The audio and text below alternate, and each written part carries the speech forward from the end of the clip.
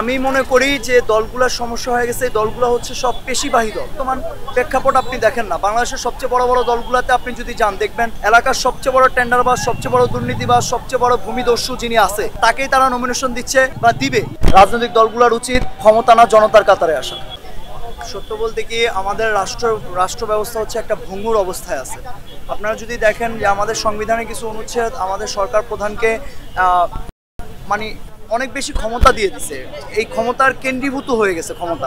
তো কেন্দ্রীভূত হওয়ার কারণে হলো কি রাষ্ট্রের গুরুত্বপূর্ণ বিভাগগুলো যেমন আইন বিভাগ, শাসন বিভাগ, বিচার বিভাগের মতো জায়গাগুলোতে আপনারা দেখবেন যে বরাবরই সরকার প্রধানের হস্তক্ষেপ ছিল। হস্তক্ষেপ থাকার কারণে আইন বিভাগ, বিচার বিভাগ, শাসন বিভাগ তার কাজটা ঠিকমতো করতে পারেনি। তারপরে আপনারা দেখেন যে গুরুত্বপূর্ণ কমিশনগুলো যেমন তারপর হচ্ছে নির্বাচন কমিশন। তো এই কমিশনগুলোতে যদি আপনারা দেখেন কমিশনার অনেক জায়গায় আপাতমস্তু পুরাটাই সংস্কার করা প্রয়োজন, কারণ এই কমিশনার অনেক জায়গায় অনেক দুর্নীতিগ্রস্ত, অনেক করপ্টেড লোক বসে আছে। তো আমরা চাচ্ছি এই লোকগুলোকে চেঞ্জ করুক, যোগ্য দেশপ্রেমিক ওইখানে বসাক এবং রাষ্ট্রের এই গুরুতর চেঞ্জগুলো অবশ্যই সংবিধান চেঞ্জ করতে হবে। চেঞ্জ বলতে সংবিধান সংস্কার করতে হবে। সংস্কার করে এই সংবিধানের গুরুতর ভুলগুলো চেঞ্জ করে ক্ষমতার বিকেন্দ্রীকরণ করতে হবে, যাতে আইন বিভাগ, শাসন বিভাগ, বিচার বিভাগ তার কাজগুলো ঠিকভাবে করতে পারে। আর এই সমস্ত কারণে আমরা মনে করতেছি 5 বছর খুবই অল্প সময়। ডক্টর ইউনূসের মতো ব্যক্তিত্বের আরো বেশি সময় প্রয়োজন যেন তিনি তার কাজগুলো ঠিকভাবে করতে পারে। নির্বাচন নিয়ে তারা কথা বলছে, সেক্ষেত্রে আপনি কি বলবেন?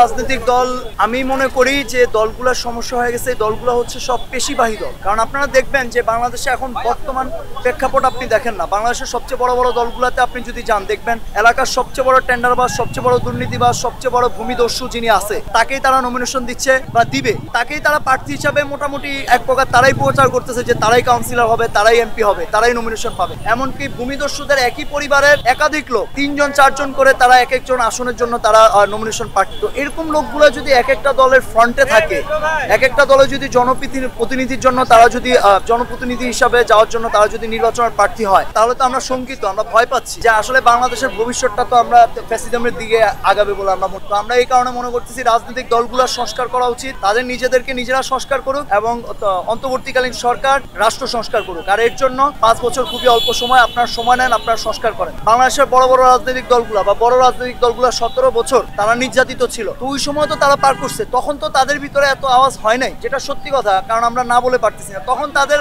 আন্দোলন, তাদের অবস্থা এতটাই করুণ ছিল যে তাদের নেতা কর্মীরা মানে কি বলবো, যেদিন আগস্টে আমরা দেখলাম, জুলাই আমরা দেখলাম যে তাদের যেই নেতা কর্মীরা তারা এক একজন আত্মহারা, তারা খুশি যে তারা মুক্ত বাতাসে আছে। এই যদি হয় তাদের অবস্থা, আর এখনই তাদের মুখগুলা চেঞ্জ হয়ে গেল, তারা এখন নির্বাচন করতেছে। তো আমরা মনে করতেছি, কখনোই মনে করি না যে এখানে সংস্কারের বিকল্প কিছু আছে। এখানে সংস্কার উচিত। আগে রাজনৈতিক দলগুলো সংস্কার হোক, তারপরে রাষ্ট্র সংস্কার হবে, অন্তর্বর্তীকালীন সরকার রাষ্ট্র সংস্কার করবে। আর এর বিকল্প কোনো কিছু দেখতেছি না। নির্বাচন এখানে কখনোই একটা সমাধান না। রাজনৈতিক দলগুলোর উচিত ক্ষমতা না জনতার কাতারে আসা।